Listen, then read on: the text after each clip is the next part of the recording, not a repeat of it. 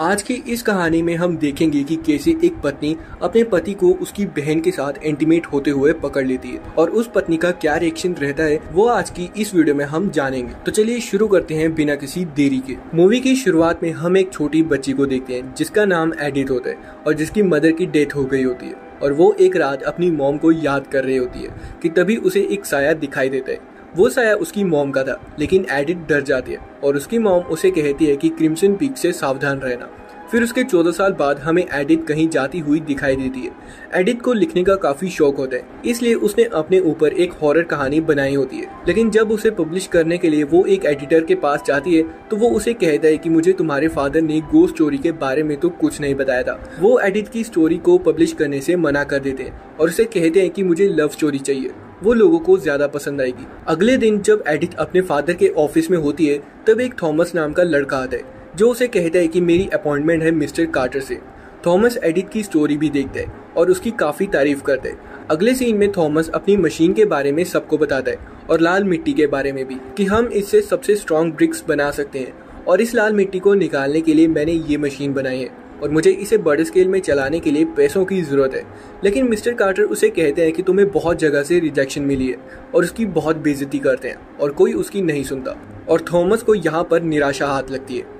उसी रात mister quarter Elon के साथ एक पार्टी में जाते हैं। एलन एडिथ को भी चलने के लिए कहता है लेकिन वो मना कर देती है। जब घर में एडिथ अकेली होती है तब दरवाजे को कोई जबरदस्ती खोलने की कोशिश करता है और एडिथ जब बाहर देखती है तब उसे अपनी मदर की आत्मा दिखाई देती है। उसकी मदर उसे एक बार फिर क्रिम्सन पीक से दूर रहने के लिए कहती है। तभी उसके घर पर काम करने वाली औरत उसे बताती है कि नीचे थॉमस आया है। थॉमस उसे उसी पार्टी में जाने के लिए कहता है और एडिथ थॉमस के साथ उसी पार्टी में आ जाती है जहां पर उसके फादर गए हुए थे। वहीं पर हमें थॉमस की बहन भी मिलती है जिसका नाम लूसिस होता है। फिर थॉमस एडिथ के साथ डांस करने लगता है, लेकिन एडिथ के फादर मिस्टर कार्टर को थॉमस का एडिथ के इतने पास जाना ठीक नहीं लगता और वो अगले दिन एक डिटेक्टिव हायर करते हैं ताकि वो थॉमस और उसकी बहन की सारी जानकारी निकाल सके। फिर एडिथ थॉमस के पास जाती है जहाँ पर साइड में थॉमस को उसकी बहन कहती है कि अभी ये इस काम के लिए बच्ची है, लेकिन थॉमस कहता है कि मुझे रिंग चाहिए। वहीं दूसरी तरफ मिस्टर कार्टर को वो डिटेक्टिव सारी जानकारी दे देता है। उसी रात डिनर में मिस्टर कार्टर थॉमस और उसकी बहन को अपने पास बुलाकर बताते हैं कि तुम ऐसे ही कई अमीर लड़कियों को अपने जाल में फंसा चुके हो। मिस्टर कार्टर उसे पैसों का चेक देता है और कहते हैं कि तुम्हें मेरी बेटी का दिल तोड़कर कल सुबह की ट्रेन से जाना होगा।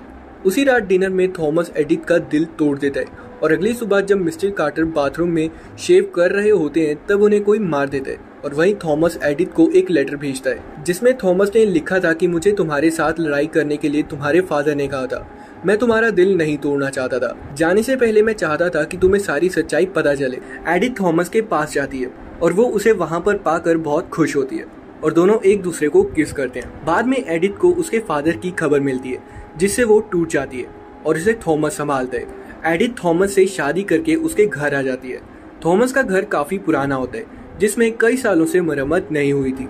एडिथ को घर में किसी के होने का एहसास होता है। जब वो थॉमस से पूछती है तो वो बताता है कि हाँ ये विंटर विंड्स है, शायद तुम्हारा वहम होगा। बाद में थॉमस एडिथ की चाय में कुछ मिलाता है। अगली सुबह एडिथ लूसिल के पियानो की आवाज सुनकर उठ जाती है और उसे थॉमस की मदर की फोटो मिलती है जिसमें वही अंगूठी होती है जो उसने पहनी थी। और फिर हमें एलन दिखाया जाता है जो कि मिस्टर कार्टर के मरने की वजह ढूंढ रहा होता है और उसे चेक की कॉपी भी मिलती है जो थॉमस के नाम थी, जिससे उसका शक और भी पक्का हो जाता है। अगली रात जब एडिथ सो रही होती है तब उसकी नींद अचानक से खुल जाती है और वो देखते है कि थॉमस बेड पर नहीं है, लेकिन उसका पीछा एक लाल कलर की आत्मा करने लगती है। वो डर कर बेसमेंट में चली जाती है और उसे एक बॉक्स मिलता है जिस पर एलोना लिखा हुआ था। अगले दिन वो थॉमस से पूछते हैं कि इस घर में किसी की मौत हुई थी, तो थॉमस इस सवाल से बचने के लिए अपना हाथ मशीन में दे देता है और जब एडिथ उसे दवाई लगा रही होती है तब थॉमस उसे क्रिम्सन पीक के बारे में बताता है। वो बताता है कि जब स्नो हमारी लाल मिट्टी में पड़ती है तो वो स्नो भी लाल हो जाती है और उसे ही क्रिम्सन पीक कहा जाता है। एडिथ ये सुनकर डर जाती है और दूसरी तरफ एलन को पता चलता है कि मिस्टर कार्टर ने थॉमस का पता लगाने के लिए एक डिटेक्टिव हायर किया था, तो वो उसे ढूंढने लगता है। उसी रात जब एडिथ सो रही होती है तब उसे खून की उल्टी आती है और वो फिर देखती है कि थॉमस इस बार भी उसके पास नहीं है। तभी उसे किसी के होने का एहसास होता है और उसे एक लाल कलर की आत्मा दिखाई देती है जो उसे कहते है कि एडिथ यहाँ से चली जाओ और उसका खून तुम्हारे हाथों होना चाहिए।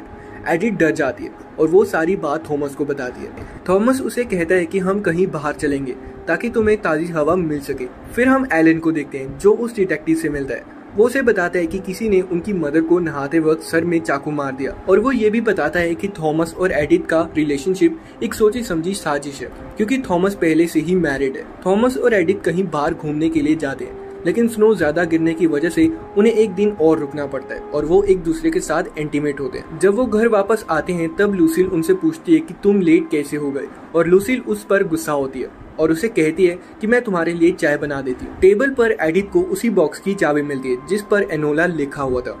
वो उस चाबी को निकाल लेती है और जब वो सारे लेटर्स को पढ़ रही होती है तब उसे एलोना नाम की लड़की का लेटर भी मिलता है जिसके बाद वो और इंतजार नहीं कर पाती और नीचे बेसमेंट में उस बॉक्स को खोलने के लिए चली जाती है जिसमें उसे 3 लेटर मिलते हैं जो कि 3 अलग अलग लड़कियों के नाम पे लिखे हुए थे लेकिन वो कुछ समझ नहीं पाती।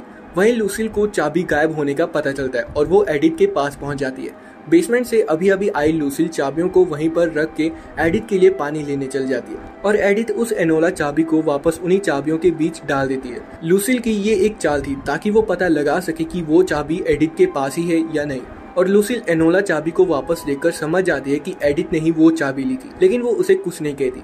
उसी रात एडिथ उन लेटर्स को पढ़ती है और वो नीचे से एक बॉक्स भी लेकर आई थी जिसमें उसे बहुत सारी तस्वीरें मिलती है और वो समझ जाती है कि चाय में जहर मिला हुआ है और ये भी कि थॉमस की उससे पहले भी कोई बीवियां रह चुकी हैं। एडिथ जब बाहर भागने के लिए जाती है तब बाहर बहुत तेज तूफान होता है और वो स्टेयर्स में बैठ जाती है और बेहोश हो जाती है। अगली सुबह लूसिल थॉमस को बताती है कि उसे सब कुछ पता चल चुका है, हमें अपना काम जल्दी करना होगा। एडिथ चाय पीने से मना कर देती है लेकिन लूसिल ने इस बार खाने में भी जहर मिलाया होता है। रात को फिर वो खून की उल्टी करती है और थॉमस को ढूंढने के लिए निकल पड़ती है क्योंकि इस बार भी थॉमस उसके पास नहीं सोया हुआ था और जैसे ही वो बाहर निकलती है थॉमस को ढूंढने के लिए उसके सामने बच्चे को थामे एक लाल आत्मा इशारा करके वहां जाने को कहती है और एडिथ देखती है कि लूसिल और थॉमस इंटीमेट हो रहे हैं और वो शॉक रह जाती है और वहां से जाने लगती है कि तभी पीछे से लूसिल उसकी अंगूठी छीनकर उसे नीचे गिरा देती है लेकिन स्नो होने की वजह से वो बच जाती है और तभी एलेन वहां पर आ जाता है और एडिथ के सामने थॉमस और लूसिल की सारी पोल खोल देता है और उसे ले जाने लगते हैं लेकिन तभी लूसिल उस पर चाकू से हमला कर देती है और लूसिल उसे खत्म करने के लिए थॉमस को कहती है